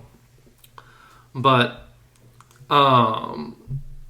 this one that he kind of impaled, we'll be kind of seeing him intercut with our main character, because this guy dies, and this is the parasite that our main character will find in just a second, basically, because he goes to a movie theater, our main character, Yoji, does. Kind of I like shots in movie theaters, I like this shot. But then he gets this cross-dresser that kind of comes up and sits right next to him. It's honestly kind of a Psy-like scene. Yeah, honestly. Because like Psy has this shit all the time in his movies, but this cross-dresser is just basically trying to grope him, and he doesn't want that, so he just leaves the theater, and the cross-dresser kind of just follows him out and is still trying to like get with him and shit, and he calls him a pervert, and then he ends up getting beaten up by this cross-dresser, who literally just kicks the shit out of him. But whenever he's just laying in this garbage heap, he feels that little thing like trickle, like the little slime or whatever trickle down on him that we've already seen kind of before in this movie as a sign that the parasite is like above you. And the parasite just falls and he kind of just knocks it away. And you don't really know why the parasite isn't reacting to him like it has everyone else, but it isn't. So like it doesn't see him as like a viable vessel, I guess, for the parasite. So he just ends up taking it home. Very smart thing to do, you know. Wait, do we ever learn why it doesn't attack it? Though? We do get some exposition of maybe why. I mean, it doesn't really explain why it doesn't attack him, but the mad scientist kind of explains later that they feed off of negative emotions or like negative life experiences. And since he wasn't, like, they just didn't register on the parasite that he was a thing, basically. Like, he wasn't, like, the parasite didn't see him as, like, a real human almost, because he didn't have, like, life experiences or emotions, I guess. Mm-hmm. I think that's kind of how it's explained, like... Okay. He's basically just, like, this non-emotive, like, he has no emotions kind of guy. Okay. When in reality, I mean, he does, obviously, But yeah, so he goes out with his friend the next night, and he sees that asshole from his job kind of hitting on. I think her name's Sachiko, the girl, his crush in this movie, and he, in air quotes, saves her from getting raped by this guy because the guy is like pushing her up against the fence trying to rape her, and I have in my notes he saves her in air quotes trying to get from a rape, only to eventually take her back for a parasite to do it. But because after he stops this from happening, him and the girl go back to his apartments where we have this alien parasite. And this scene is like, it's one of these scenes in the movie, obviously. It's one of the main scenes in the movie because this is where we get kind of a mixture of exposition dump and then just actually like the plot moving forward of this parasite attacking her. Because it's basically like this girl doesn't feel loved at all. She's very lonely. Doesn't feel loved because she has all these scars all over her body. Every man that touches her is repulsed by her. At least she thinks that. And so whenever Yoji is like basically trying to tell her like, oh no, I won't think that way. And he's just being this horny ass guy basically because he's just trying to kiss her and get her shirt off. But he gets her like unbuttoned enough, and then he kind of like reacts and like pulls back. And then she kind of just starts accusing him of being like every other man, and she's saying that she has these scars kind of just across her body. I think she said her father like used to abuse her because he wanted her to be his forever and shit like that, and so he wanted to make her seem like unworthy of anyone else, basically, like by giving her all these scars. But she ends up saying like this entire time that they are having this conversation, he's kind of like yelling at him. The parasite is in the background, just kind of like moving in the bag. And it's kind of like, whenever she says the lines, "Why can't you hold me?" the parasite like pokes out of the thing and then it just like attacks. This is why I said it's kind of like funny. Yeah. I mean, that's why I said it's kind of like this. It's definitely like a rape scene, obviously, like this like very Japanese anime-ass, like, hentai type shit of just tentacles and alien parasites and shit. But from her point of view, she's literally saying all this about, like, no one wants to hold me, I don't feel loved, and the parasite just comes and latches itself right over the scar that she just got, like, that the man in her life just pulled back from, yeah. But it's definitely an uncomfortable scene to watch, but Parasite definitely stole his girl. He does try to help somewhat, not very effectively, obviously, but this little scene, it obviously kind of ends with the tentacle explosion that we always see with all these, and the little orb kind of getting inflated, kind of like a pregnancy almost, but it's just like this little orb that gets inflated, and then we get our first view of the actual parasite. Like, this is the first time we've seen the parasite on screen. Very, very awesome. I don't know. I love these parasites. They look creepy. It's a feat of like VFX. It's so good, man. The effects they do. It's crazy. It really is. Like, they look so creepy and cool because they're like so slimy and gross, but they're just like also kind of funny to look at the same time. They're like kind of cute, like maybe like these like little naked mole rats kind of looking things. But that also have like these just, I guess, penises that come out and attach to cerebral nodes in human heads or something like that. I don't know what's going on in these scenes, but it's cool though. But now it's nearing total completion of like the symbiosis between them as we kind of like pull back from that ball, because Sachiko is still fully conscious. She can see, and she can see how she looks. And then we get a shot of her, obviously, and her in like full view of how she looks now, and just she looks awesome. But then we get like the fucking just one of the gnarliest scenes in this movie, where to take full control of the human vessel, the parasites have to take control of their eyes, obviously, and so she has. Even before that, she's already kind of under control of the parasite anyway. Like, the parasite's controlling her arms because the friend walks in, and the parasite just, like, lifts up its arm and just, like, freaking just kills that guy just immediately. But after that is whenever the little, like... The parasite basically just, like, moves its hands and starts to move these little, like, arms over her eyes. And it's just so slow. Another very Buñuel thing, honestly. Just, like, this Inchinandolo kind of thing. I'm just talking about the eye shit. Oh, literally just the eye shit. Literally just the eye shit. But it is very it's Brady walked out at that exact moment whenever it went in, and he was like, "What did I walk out to?" He was not happy. But yeah, it's very graphic, very gross. No, and it's honestly a crazy shot. It's like I think it's like 3 quick shots of like different angles. It's 3 quick shots, different angles, and I love the sound too, because like you get the. Before they even go in, you get her just say, like, it goes completely silent. She just says, "Help me." And then it goes super fast. You get the sound of what... It could either be a woman screaming or a drill. Like, that's... Like, it's both, honestly. Because, like... But it's just a great use of sound in that part of the movie, because it makes you think of both those things. Like, just a drill going and her screaming at the same time. Because it's the same sound, essentially. But great scene. One of the best scenes of the movie. But... It ends with her throwing Yoji out the window, and then he kind of gets saved by this mad scientist that we've been seeing run around, or by the hunter, as Danny called him. And then we are kind of in like the exposition house, because we're at the scientist's house now. Yoji wakes up, and we just get kind of an exposition dump about what the parasites are, or at least what he thinks they are and their motivations. Because he's saying things like, we don't know like where they really come from. Some come from the sea, some come from the sky. We don't know why they're here. All we know is that they need human vessels, and they kill each other, and they eat each other. They just have to eat each other to live. That's all we really know. That's all that he really tells him about at this moment, at least. And the silver sphere. And the silver sphere is where they live. Yeah. Like, that's where they actually like reside in the body. Because this will be another flashback that we'll come over to, I feel like, a couple times. Of this guy telling him all this exposition dump about the silver sphere. No, we will. Yeah, we'll come back to it a couple times.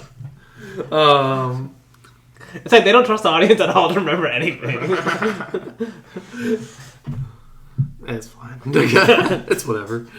But then we have probably what you would call a flashback. Is this what you call a flashback? Is this one of your flashbacks? Oh my, you mean the movie's flashback? Because this is not a flashback to me. This is just a nightmare. So.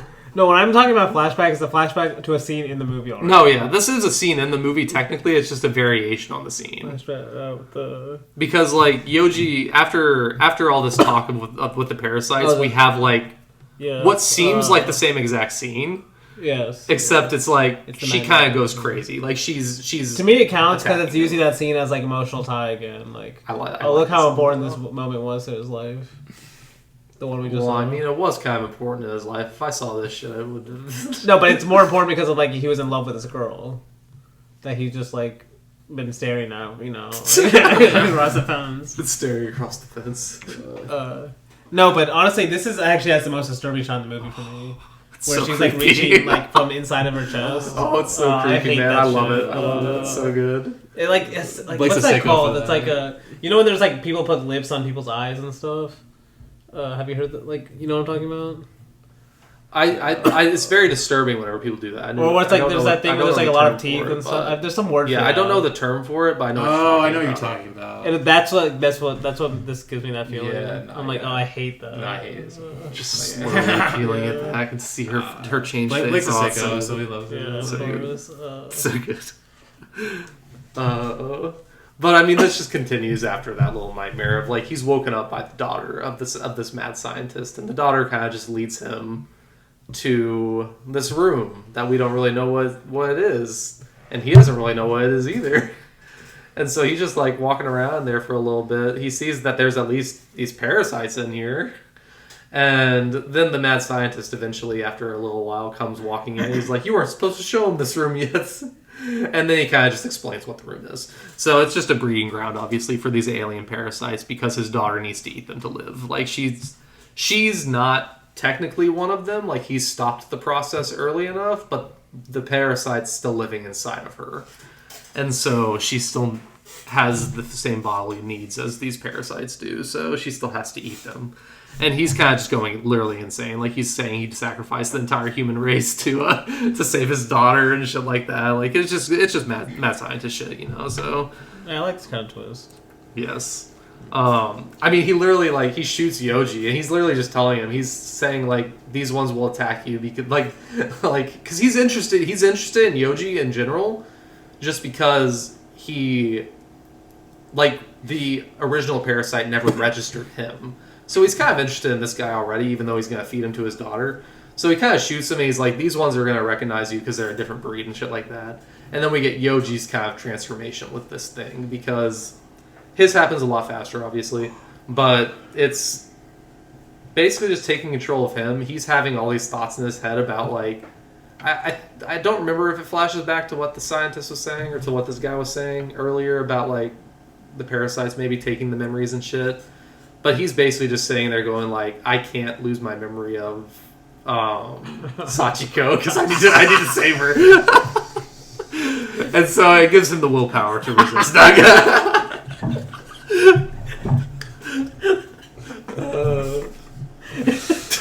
It's not. Danny's dying. It's not as funny as it's not as funny as why I'm laughing, but it's just the way you were describing. Like, you knew I was gonna laugh at that. Oh, I knew you were gonna laugh at it. 100% I did. But gives him the passion. it does give him the passion to tear that one thing. I even put my off, notes so. boo. Because I remember that. I was like, oh yeah, that's like gives him the willpower, basically. It's like no one else in the movie had ever like had love before except for him. Yeah. That is kind of part of it. I mean, it is. That is true. Like, It is part of it. Like so. when the office guys are like jerks and shit. Well, I'm just talking about all the people that we've seen be possessed by these parasites so far have actually been, like, either extremely depressed or about to kill themselves, so...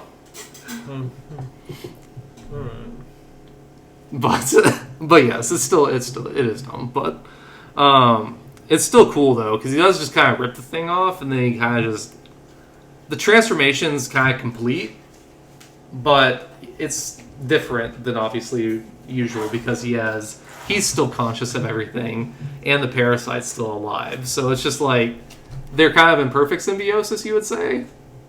Like the parasite's not in complete control of him, and he's not in complete control of it. Like they still have their own thoughts, but they're working together. But cool shit. I love the doctor or the mad scientist whenever he comes back in, because he's like expecting him to be obviously completely changed, and then he sees that he's not, and he's like trying to take out the orb and shit, and he's like, "Are you still conscious?" He's like, "Oh, don't you feel the pain?" And I kind of just love his death because it's just like he's so intrigued in like this guy like surviving this that he doesn't realize that he's about to die, because like Yoji's face just changes and he just like puts his hand over his face and just kind of just crushes it. Great shot, but.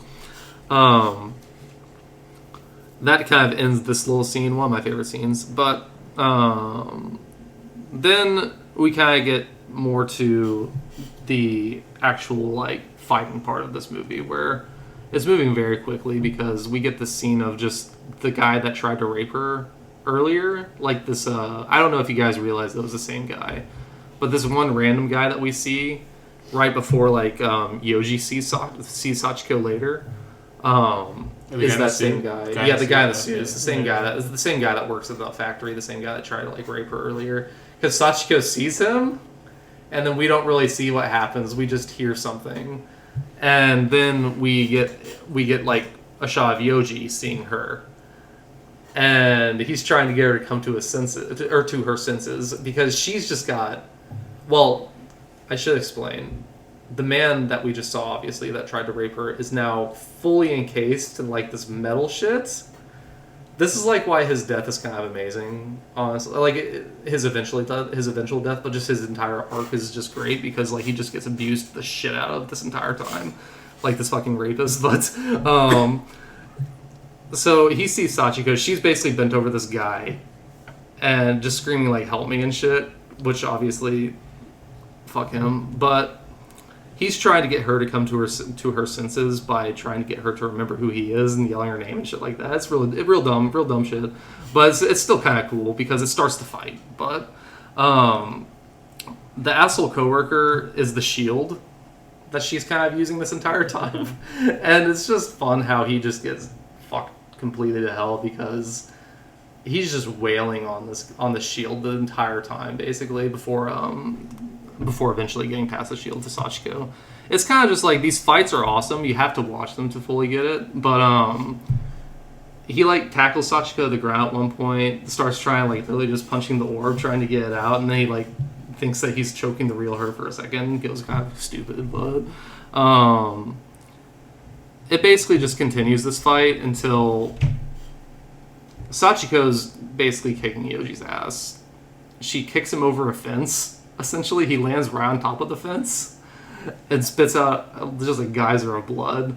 Falls back over, isn't completely done. Sachiko's like starting to walk away, and then she just turns back around, points this gun at him, like just this massive like gun. He, right as she points the gun, the coworker kind of just comes like right into Yoji's line of view and saying like help me, and he just kind of grabs the shield and uses it as a shield as this like gun/arm shoots, and it turns into a missile and basically just disintegrates the coworker that had been turned into a shield. But and then we just get like, I think this entire like, once that fight starts, it just goes until the last 10 minutes of the movie. I would say a bunch of shit happens. It's well, great. then they start fighting each other. No, yeah, that's this entire thing I've been talking about is just them fighting each other this entire time. So. In my notes, there's like 3 different flashbacks in the same scene. We already missed one where he remembers there's like the silver sphere is like the key to like yes. win, and of course we have to get a flashback of that. And then right after that, there's a flashback of like the hunter reminding us like how to kill them, like once they started fighting each other. And then there's one later on too. What's of that of how he's in love with her. Oh yeah. There's a lot of those. No. I was like kind of impressed. Like I was like, how many they fit into the movie though? They're at least short flashbacks. Yeah. Okay. Like 5 seconds. And a lot of them are like during this last fight, basically. Yeah, I mean, we're at the, I just call it the fight in the storage container area. Field. It's just this field filled with storage containers. This is why this world's not real, obviously. It's just like this. Honestly, this is like the Marvel world. method where like every fight just takes place in some like nobody like construction site, like no man's land. Yeah, no casualties. Exactly. Besides the people fighting. Make it low budget. In both cases. You know, Lord knows Marvel needs it. Yeah, Both exactly. cases. All their budgets go to their salaries for the like Robert Downey Jr. now. Yeah. 0 to the VFX workers. We can tell. Yeah. Are we at the part where there's like a huge cannon that comes out of his chest or something? We are almost there because the first cool weapon, because this whole thing, we haven't really seen the weapons start emerging yet from their bodies. That's what really starts happening towards this last part of the movie. Because the first one that I have is very tense scenes of her kind of stalking him through this area before she kind of catches him unawares. And she's just got this fucking gun that looks like a flamethrower, you think, at first, before it starts firing these just, like, bones that explode. That's all I have. I don't know. They're like an exploding bone gun is what I have in my notes. But that's what comes out first from her. Because she's the one that's fucking shit up at the very beginning. But after she's like firing all that shit, Yoji tries to have that other heart to heart, like another heart to heart with her. it doesn't work, and then she spawns a saw in her hand. And then the saw is where I'm assuming your last flashback comes from, because whenever she brings the saw down onto his hand, like his unchanged hand, it like stops her. Because it's like she kind of remembers too, maybe, the feeling of touching his flesh. I don't know, maybe. But that's what kind of like makes her kind of have this little change of heart. Is that the flashback that you're talking about? Yes. Okay. Yes. I thought so. But yeah, so like he gets through after that little scene of the saw hitting the hand. Like he starts talking to her again, asking her like, and she literally tells him, like, she does come to her senses. She tells him to kill her. That's all he can do, really. And this leaves Yoji spawning a massive cannon out of his chest. Oh, okay. So it's out of love. The power of love. Yeah. Passion. See, like the way he creeped on her from across the fence, it was like way different than the other guys. It was respectful creepy. He wasn't saying any comments. No, literally all her problems are because of him. In this movie. Maybe not all of them, actually. No, I shouldn't say that, but... No, her dad caused a lot of her problems, yeah, too. Yeah, I shouldn't say that, but still. But anyway, I guess he does kill her for love. The can... He does. The can is cool, though. Yeah, I love it. I love this shit. It's very much a Dragon Ball Z type shit, what he does. Actually, this scene has... This movie has a couple Dragon Ball type shit, because... I'm just thinking, like, whenever, obviously, the Saiyans go Super Saiyan, they're like, ah! That's literally what he does in this scene. Whenever he's building that fucking cannon, he just goes like, ah! And then the cannon just emerges from his chest, and he blows the ever-living daylights out of her. It's insane. I love it. But... yeah, he kind of goes over and admires... he's not admiring his handiwork. That's just what I have in my notes. But he's just, like, looking at her, at, like, what he did. Because he's, like... he goes over to the head and just starts combing the hair a little bit. And then he, like... he finds the little orb that's in, and he just crushes it. And that's how he's won this battle. And then we kind of just get the ending of this movie now. Because the daughter of the mad scientist is now here. She's kind of... we don't really know why she's following him. You assume it's probably just because she's hungry. Maybe. I don't know. But at the end of the day, she doesn't... it's probably not that, because she takes her parasite out and gives it to him. So maybe it's just the parasite wanting a new host. Yeah. So that's probably what it is. But so the scientist daughter, yeah, she shows up, and she literally just takes that parasite that's been living inside of her neck, takes it out, and just... Yoji's basically accepting. He's just like, yeah, put it in me. And she just shoves it into his shoulder. And it's like, at this point, you don't know if there's two parasites in him, or if there's just that one that she just put in. Like, I don't really know what's going on at this point. I don't really care, honestly, but it's cool. But this leads to his full transformation, obviously. Like, another thing comes out, stabs his other eye. He's fully transformed into one of these things. But we do get this little ending, obviously, of, like, the parasite. We have one more flashback of the parasites remembering. Obviously, this one makes sense though, because it's in the process of showing us the parasites actually remembering his memories. So it's showing like, yeah, like this is kind of how the parasites remember. They can retrieve memories. Yeah, they can retrieve memories like this. It's kind of like, to us, it's flashbacks, obviously, because we've been watching it. But to the parasites, it's new information because they've never heard it before. But that's how I view it. That's how I justify these flashbacks. The last flashbacks. But yeah, he's literally just the parasite. You don't know if it's the parasite or Yoji at this point saying this, but he's like saying everything about his life up to this point, kind of. And then it kind of just his voice kind of just continues with saying like, I can't live like this anymore. That's why I created like a time bomb inside myself. And then I don't understand the time bomb shit either. It's just it's cool also. But we just get this like cool practical ass or VFX ass shit of like the parasites world inside that little orb, as like these little time bombs are just starting to go off, and then it just explodes right out of his shoulder. And I I think it ends, or his head explodes as well, right after the shoulder explodes. And then we get a really fun ending Yes. of the parasites talking to each other. Nice. Talking about how the game has been made better because they figured out that adding human emotions into the game creates bigger weapons and creates for more weapons of mass destruction to Yes. basically make the game even more fun and rewarding for them. As the credits roll. Yes. We do see obviously like Yoji, like they have. It's hard to say if they're clones. They're probably clones because the other two are dead, obviously. But clones of Yoji and Sachiko, and I do know there is at least one sequel of this. It came out a long time after this movie, so I don't know how, like, if the same creators are with it or at all or whatever. But I do plan on watching it one day. Yes. But that is the end of Meatball Machine. Crazy ass movie. A one I knew Luke Interesting wasn't gonna movie. like. One I'm glad they liked at least a little bit. Yeah. It was creative at moments for sure. He's creative, yeah. It's a very creative movie. Sure. But fun When we're episode. gonna end our horror month. Yeah, we're ending our horror month next week with what? Texas Chainsaw Massacre and Crimes of the Future. Yes. Kind of two random horror movies. We kind of just wanted to pick two random, like, Yeah. Almost like- I mean, one classic horror and then one like modern horror yeah, that we think is at least good.